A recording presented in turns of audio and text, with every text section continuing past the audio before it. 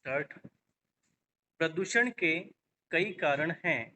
उद्योगों से निकलने वाले रासायनिक अपशिष्ट पदार्थ जल एवं भूमि प्रदूषण का तो कारण बनते ही हैं। साथ ही इनके कारण वातावरण में विषैली गैसों के मिलने से वायु भी प्रदूषित होती है। मनुष्य ने अपने लाभ के लिए जंगलों की तेजी से कटाई की है। जंगल के पेड़ प्राकृतिक रूप से प्रदूषण नियंत्रण का काम करते हैं। पेड़ों के पर्याप्त संख्या में न होने के कारण भी वातावरण में विषैली गैसें जमा होती रहती है और उनका शोधन नहीं हो पाता। मनुष्य सामानों को ढोने के लिए पॉलीथीनों का प्रयोग करता है। प्रयोग के बाद इन पॉलीथीनों को यूं ही फेंक दिया जाता है। ये पॉलीथीनें नालियों को अवरुद्ध कर देती हैं, जिसके फलस्वरूप पानी एक जगह जमा होकर प्रदूषित होता रहता है।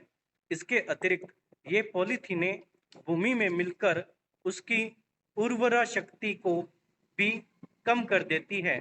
इसके साथ ही प्रौद्योगिकी में प्रगति के साथ ही मनुष्य की मशीनों पर निर्भरता बढ़ी है। मोटर, रेल, घरेलू मशीनें इसके उदाहरण हैं। इन मशीनों से निकलने वाला धुआं भी पर्यावरण के प्रदूषण के प्रमुख कारकों में से एक है। बढ़ती जनसंख्या को भोजन उपलब्ध करवाने के लिए खेतों में रासायनिक उर्वरकों के प्रयोग में वृद्धि हुई है। इसके कारण भूमि की उर्वरा शक्ति का ह्रास हुआ है। रासायनिक एवं चमड़े के उद्योगों के अपशिष्टों को नदियों में बहा दिया जाता है।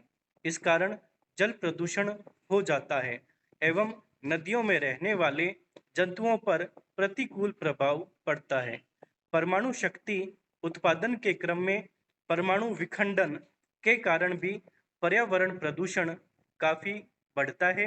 विश्व के महान वैज्ञानिक स्टीफन हॉकिंग ने इसकी जगह परमाणु संलयन को विकल्प बताते हुए कहा है, हम एक व्यावहारिक शक्ति स्रोत बनने हेतु परमाणु संलयन चाहते हैं।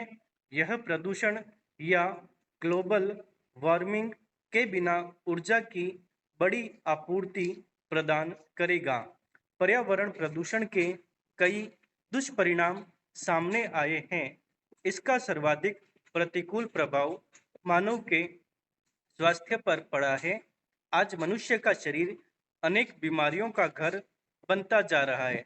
खेतों में रासायनिक उर्वरकों के माध्यम से उत्पादित खाद्य पदार्थ स्वास्थ्य के दृष्टिकोण से सही नहीं है। वातावरण में घुली विषैली गैसों एवं धुएं के कारण शहरों में मनुष्य का सांस लेना भी मुश्किल होता जा रहा है। विश्व की जलवायु में तेजी से हो रहे परिवर्तन का कारण भी पर्यावरणीय असंतुलन एवं प्रदूषण ही है। मनुष्य स्वाभाविक रूप से प्रकृति पर निर्भर है। प्रकृति पर उसकी निर्भरता तो समाप्त नहीं की जा सकती, किंतु प्राकृतिक संसाधनों का उपयोग करते समय हमें इस बात का ध्यान रखना पड़ेगा कि इसका प्रतिकूल प्रभाव पर्यावरण पर न पड़ने पाए। इसके लिए हमें उद्योगों की संख्या के अनुपात में बड़ी संख्या में पेड़ को लगाने की आवश्यकता है। इसके अतिरिक्त पर्यावरण प्रदूषण को कम करने के लिए हमें जनसंख्या को स्थिर बनाए रखने की भी आवश्यकता है, क्योंकि जनसंख्या में वृद्धि होने से स्वाभाविक रूप से जीवन के लिए अधिक प्राकृतिक संसाधनों की आवश्यकता पड़ती है और इन आवश्यकताओं को पूरा करने के प्रयास में बड़े स्तर पर उद्योगों की स्थापना होती है और उद्योग कहीं न कहीं प्रदूषण का कारक भी बनते हैं।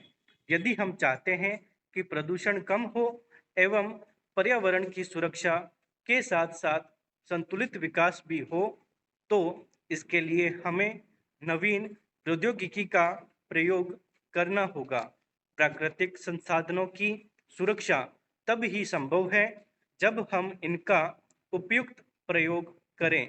हमारे पूर्व राष्ट्रपति एपीजे अब्दुल कलाम ने कहा है, हमें विज्ञान और प्रौद्योगिकी के अनुप्रयोग के माध्यम से पानी, ऊर्जा, निवास स्थान, कचरा प्रबंधन और पर्यावरण के क्षेत्रों में पृथ्वी द्वारा सहन की जाने वाली समस्याओं को दूर करने के लिए काम करना चाहिए।